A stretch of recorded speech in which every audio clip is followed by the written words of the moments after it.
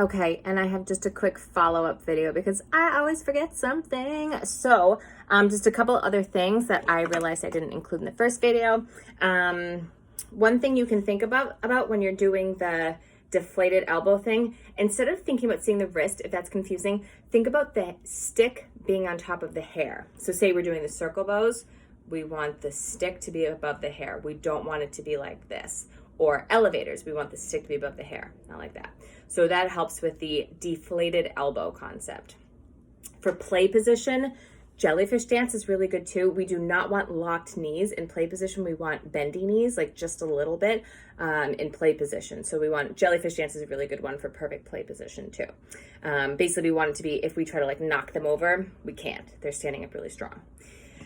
Another one, if it kind of gets exhausting just to constantly be doing Mississippi hot dog on the shoulder, if that gets kind of boring, you can place See the Pretty Flowers on their shoulder. So they can either do it by themselves if I've given the go ahead for that, or you are moving the adjuster screw like this.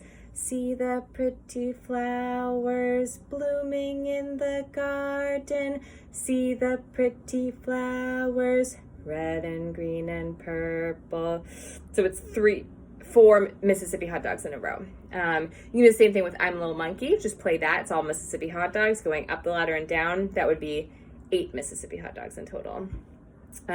So that's for, that one's for deflated elbow and bendy wrist and good bow hold. You want to make sure the bow hold's looking great the whole time too. So that's kind of a compound exercise.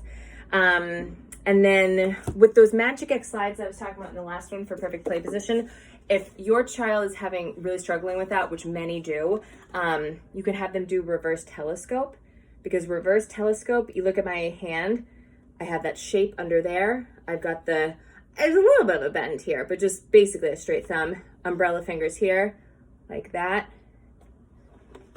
So then I put the violin up. Oh my gosh, it's the same thing, right? So it's just whether there's a violin there or not. And then I feel like I rushed over it too, but the perfect left hand shape, we want umbrella fingers, not like this, but like this over the fingerboard. We want a straight wrist, not a collapsed wrist. We want the space under there,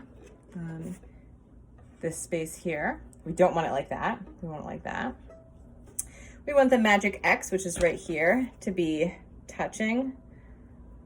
It's not really an X, but whatever. Touching the side of the violin. So Magic X touching, short and straight thumb, space underneath, and umbrella fingers and straight wrist. That's what we want that to look like there.